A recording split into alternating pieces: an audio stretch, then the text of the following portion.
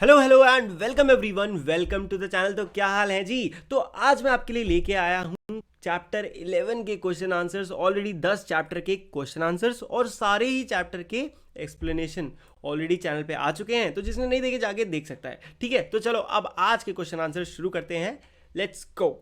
Question number 1, Ravan को क्या समझाने का प्रयत्न किया और क्यों? रावण पर इसका क्या असर हुआ? देखो, सबसे पहले तो किसने किया था? विभीषण, जो कि उनका छोटा भाई था। विभीषण ने रावण को यह समझाने का प्रयास किया कि आप सीता को वापस लौटा दें। राम से युद्ध करना ठीक नहीं है, इसी में सबकी भलाई है। सीता के मिल जाने पर राम लंका पर आक्रमण नहीं करेंगे और लंका विनाश से बच जाएगी। ये महाविनाश के संकेत हैं। विभीषण की बात सुन रावण को क्रोध क्रोध आ गया, मतलब वो क्रोध से भड़क उठा। उसने विभीषण से कहा, तुम भाई नहीं शत्रु हो, तुम्हें मुझे तुम्हारी सहायता की आवश्यकता नहीं है। ये सुनकर रावण ने उसे वहां से चले जाने का निर्देश किया कि तुम चले जाओ यहाँ से, कुछ अच्छी बात करो, क्या बकवास कर रहे हो। अब विभीषण लंका से निकलकर कहाँ पहुंचे और वहां किन से मिले? देखो, रावण से क्रोधित होकर विभीषण को लंका से चले जाने के लिए कहा। रावण ने क्रोधित होकर विभीषण को लंका से जाने को कह दिया, भाई तू निकल जाए यहाँ से। विभीषण 4 सहायकों के साथ लंका से निकलकर राम के शिविर में जा पहुंचे। तो वो किसके पास चले गए? राम के पास। वो सुग्रीव के माध्यम से राम से मिले। वो सुग्रीव को जानते थे। राम ने विभीषण को अपना शरणागत एवं मित्र बनाकर उनका स्वागत किया। यानी कि भले ही वो सामने वाली टीम से आए थे, पर ऐसा नहीं राम ने उन पर हमला कर दिया, मार दो इसको, तो ये रावण का भाई है। उन्होंने उनको दोस्ती करी और उनसे मित्रता तक करी, मतलब उनको अपने साथ रखा। राम की सेना के सामने कौन सी एक बड़ी चुनौती थी? उस चुनौती का सामना कैसे किया? देखो, अब राम की सेना को लंका पर आक्रमण करने के लिए समुद्र को पार करना ही सबसे बड़ी चुनौती थी। राम 3 दिन तक समुद्र से विनती करते रहे कि वह रास्ता दे दे, लेकिन वो नहीं माना। इस कारण राम क्रोधित हो गए। उनके क्रोध को शांत करने के लिए समुद्र ने उन्हें एक उपाय बताया कि उन्हीं की सेना का नल नामक एक वानर पुल बना सकता है। नल ने अगले दिन पुल बनाना आरंभ कर दिया। 5 दिन में पुल बनकर तैयार हो गया। सबसे पहले विभीषण और उनके पीछे वानर सेना उस पुल से समुद्र पार कर कर कहाँ चले गए? लंका पहुंचे। चलो नेक्स्ट क्वेश्चन। कुंभकर्ण कौन था? उसने युद्ध भूमि में क्या किया? उसका अंत किस प्रकार हुआ? तो कुंभकर्ण रावण का भाई था। युद्ध भूमि में कुंभकर्ण को देखते ही वानर सेना में भगदड़ मच गई। वानर सेना उसका मुकाबला नहीं कर पाई। उसने हनुमान और अंगद को भी घायल कर दिया। यह देख राम और लक्ष्मण ने बाणों की वर्षा कर कुंभकर्ण को मार गिराया। कुंभकर्ण सदा के लिए धरती पर सो गया। कुंभकर्ण बहुत ही विशाल, बहुत ही बड़ा था। 6 महीने सोता था, 6 महीने जगता था। उसको स्पेशली जगाया गया था ताकि वो उस लड़ाई में लड़े। अगला क्वेश्चन, रावण ने कुंभकर्ण को क्यों जगाया?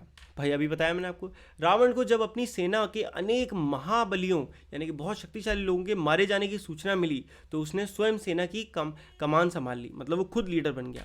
राम के बाणों से उसका मुकुट धरती पर जा गिरा। अब जब वो लड़ रहा था, राम ने उसका जो मुकुट था वो गिरा दिया। इससे वो उसकी बेइज्जती हो गई, लज्जित हो गया, वो वापस लौट भागा। उसे अब तक राम की शक्ति का पता भी नहीं चला था, पता चल गया था, मतलब उसे अब तक राम की जो शक्तियां थी उसका आइडिया हो गया था। इसीलिए उसने अपने सबसे शक्तिशाली भाई जो कि कुंभकर्ण था उसको जगा दिया। क्वेश्चन नंबर 6 है हमारा, लक्ष्मण का उपचार किस प्रकार हुआ? यानी कि लक्ष्मण को तीर लग गया था, है ना, पर लक्ष्मण को किस तरीके से बचाया गया?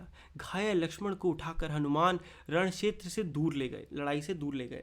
वैद्य सुषेण को बुलाया गया। हनुमान को संजीवनी बूटी लाने के लिए भेजा गया और बूटी आने पर इलाज शुरू किया।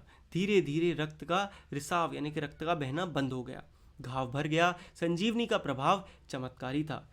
हनुमान को बड़ी इंटरेस्टिंग स्टोरी, हनुमान को भेजा था संजीवनी लेने और वो पूरा का पूरा पहाड़ ही उठा लाए थे, क्योंकि उन्हें समझ नहीं आ रहा था कौन सी एग्जैक्टली बूटी है। चलो क्वेश्चन नंबर 7 देखते हैं। युद्ध भूमि में लक्ष्मण कैसे अचेत हुए तथा उनका इलाज कैसे किया गया? ऑलमोस्ट सेम क्वेश्चन है, बस स्टार्टिंग का पहला पार्ट की कैसे हुए वो देख लेते हैं। लक्ष्मण और रावण का भीषण युद्ध हुआ, रावण और लक्ष्मण। तभी राम और विभीषण भी वहां आ गए।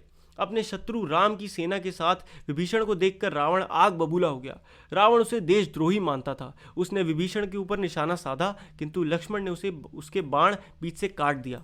रावण के दूसरे घातक बाण के सामने लक्ष्मण आ गए और विभीषण को बाण लगने से बच गया। यानी कि राम एक्चुअली में जो रावण था वो अपने बाण किस पे चला रहा था? अपने भाई पे, क्योंकि वो उस पर गुस्सा था कि उसने देशद्रोह किया है। पर बीच में कौन आ गया? लक्ष्मण ने उन्हें बचा लिया और लक्ष्मण के बाण लग गया और वो बेहोश हो गए। हनुमान उन्हें रण क्षेत्र से दूर ले गए, वहां संजीवनी बूटी लाए और वैद्य सुषेण ने उनका पूरा इलाज किया। चलो अगला क्वेश्चन। ऐसी कौन सी घटना घटी जिसे सुनकर रावण असंभव कहते हुए चीख उठा? देखो, नल के द्वारा पुल बनाने का काम 5 दिनों में तैयार होने के बाद उस पुल से राम की पूरी सेना समुद्र पार कर लंका पहुंची। पुल बनने की बात पर रावण काफी आश्चर्यचकित हुआ। समुद्र पर पुल कैसे बन सकता है, इस बात पर वो असंभव कहते हुए चीख पड़ा, चिल्लाया, असंभव, कैसे पुल बन सकता है समुद्र पर? और इसी के साथ असंभव कह के हमारा चैप्टर भी पूरी तरह हो गया खत्म। बताना जरूर आपको कैसा लगा। अच्छा लगा तो वीडियो को लाइक कर देना, चैनल को सब्सक्राइब नहीं करा है तो क्या कर रहे हो यार, फटाफट सब्सक्राइब कर लो, ठीक है। मिलते हैं नेक्स्ट वीडियो में, तब तक के लिए goodbye, take care and मौज मस्ती करते रहिए।